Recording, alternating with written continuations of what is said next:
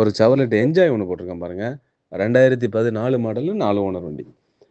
வண்டியில பார்த்தீங்கன்னா, இன்சூரன்ஸ் வந்து full and full bumper to bumper full insurance 2026 3ஆம் மாதம் வரை லைவ்ல இருக்கும். இன்ஜின் ரொம்ப குவாலிட்டியாக இருக்கும். ஏசி நல்லா இருக்கும். பாடி லைன் வந்து கொஞ்சம் டென்ட் கிராச்சஸ் மட்டும் இருக்கும் வண்டியில. மற்றபடி வண்டி ஓட்டுறதுக்கு கியர் பாக்ஸு, இன்ஜின் எல்லாமே நல்லாயிருக்கும்.